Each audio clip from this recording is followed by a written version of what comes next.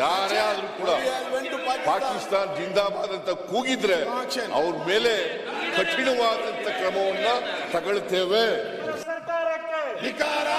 ಮಾನ್ಯ ಅಧ್ಯಕ್ಷರೇ, ಒಳಗಡೆ ಮಾತಾಡಂಗಿಲ್ರಿ.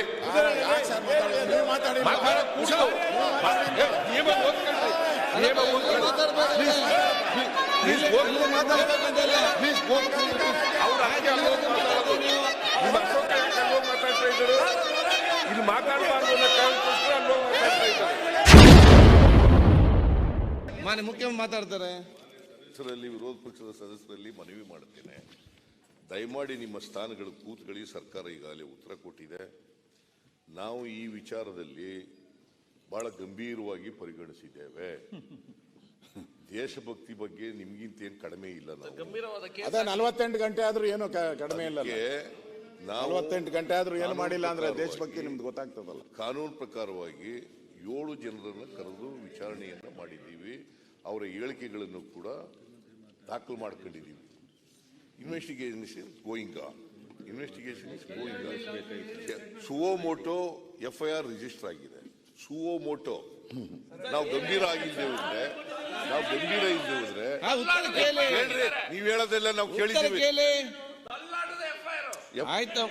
ಸುವೋ ಮೋಟೋ ಕೇಸ್ ರಿಜಿಸ್ಟರ್ ಮಾಡ್ಕೊಂಡಿದ್ದೀವಿ.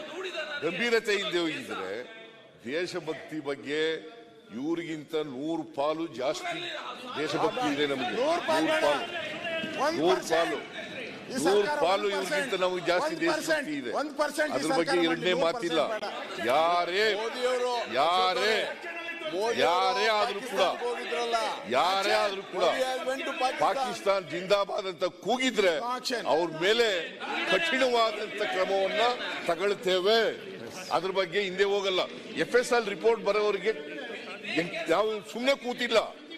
Investigation is going on. 7 ಜನ ಕರೆದು ವಿಚಾರಣೆ ಮಾಡಿದೀವಿ. ಇದು ನಡೀತಾ ಇದೆ. ಆದ್ರಿಂದ ಒಳಗಡೆ ಮಾತಾಡಂಗಿಲ್ರಿ.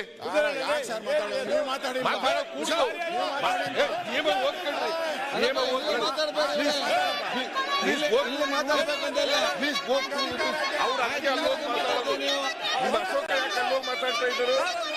ಇಲ್ಲಿ ಮಾತಾಡಬಾರ್ದು ಅನ್ನೋ ಕಾರಣಕ್ಕೋಸ್ಕರ ಅಲ್ಲೋ ಮಾತಾಡ್ತಾ ಇದ್ದಾರೆ. ನಿಯಮಾವಳಿಗಳು ಗೊತ್ತಿರಲ್ಲ, ಏನ್ ಬೇಕಾದ್ರೂ ಮಾತಾಡಬಹುದು ಅಂತ ಇದ್ದಾರೆ.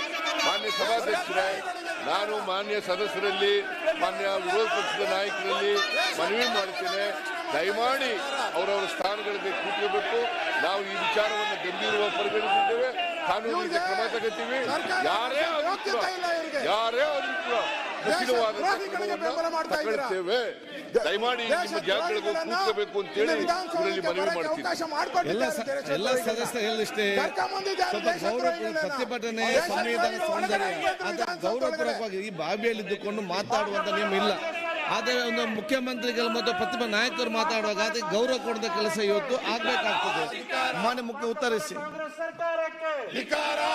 ಮಾನ್ಯ ಅಧ್ಯಕ್ಷರೇ, 1925ರಲ್ಲಿ RSS ಪ್ರಾರಂಭ ಆಯಿತು. ಹುಟ್ಟಿತು RSS. ಇವರು ಯಾವತ್ತಾರು ಕೂಡ ಸ್ವಾತಂತ್ರ್ಯ ಹೋರಾಟದ ಏನ್ ತುದಿನಲ್ಲಿದ್ದಂತ ಸಂದರ್ಭ ಅವತ್ತೇನಾದ್ರೂ ಭಾಗವಹಿಸಿದ್ರೆ? ಎಡಗೆವಾರ್ ಭಾಗವಹಿಸಿದ್ರ? ಗೋಲ್ವಾಲ್ಕರ್ ಭಾಗವಹಿಸಿದ್ರ?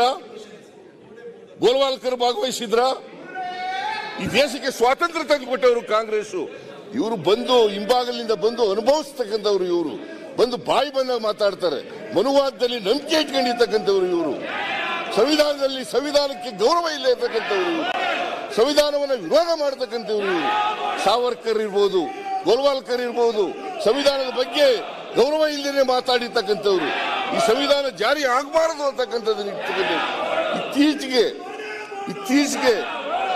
ನಮ್ಮ ಅನಂತಕುಮಾರ್ ಹೆಗ್ಡೆ ಒಂದು ಮಾತು ಹೇಳಿದ್ದಾರೆ. ಮಿನಿಸ್ಟರ್ ಆಗಿದ್ದಾಗ, ನಾವು ಅಧಿಕಾರಕ್ಕೆ ಬಂದಿರೋದೇ ಸಂವಿಧಾನವನ್ನು ಬದಲಾವಣೆ ಮಾಡಲಿಕ್ಕೆ. ಅವತ್ತು ಮಂತ್ರಿ ಆಗಿದ್ರು ಅನಂತಕುಮಾರ್ ಹೆಗ್ಡೆ, ಮಂತ್ರಿ, ನರೇಂದ್ರ ಮೋದಿ ಅವರ ಮಂತ್ರಿಮಂಡಲದಲ್ಲಿ ಮಂತ್ರಿ. ಅವ್ರ ಮೇಲೆ ಬಿಜೆಪಿ ಆಗಲಿ ನರೇಂದ್ರ ಮೋದಿ ಅವರಾಗ್ಲಿ ಕ್ರಮ ತಗೊಳ್ಳಿಲ್ಲ. ಅದರ ಅರ್ಥ ಅದು ಬಿಜೆಪಿಯ ನಿಲುವು, ಬಿಜೆಪಿ ಸರ್ಕಾರದ ನಿಲುವು ಅದು. ಸಂವಿಧಾನ ಸಂವಿಧಾನದ ಬಗ್ಗೆ ಇವ್ರಿಗೆ ಇರ್ತಕ್ಕಂಥ ಕಾಳಜಿ ಇವತ್ತು ಕೂಡ ಇಲ್ಲ. ಪ್ರಜಾಪ್ರಭುತ್ವವನ್ನು ದುರ್ಬಲಗೊಳಿಸ್ತಕ್ಕಂಥ ಸಂವಿಧಾನವನ್ನು ದುರ್ಬಲಗೊಳಿಸ್ತಕ್ಕಂಥವರು ಭಾರತೀಯ ಜನತಾ ಪಕ್ಷ. ಇವರಿಗೆ ಯಾವ ನೈತಿಕತೆ ಇದೆ? ಇವರಿಗೆ ದೇಶಭಕ್ತಿ ಬಗ್ಗೆ ಮಾತಾಡಕ್ಕೆ ಯಾವ ನೈತಿಕತೆ ಇದೆ?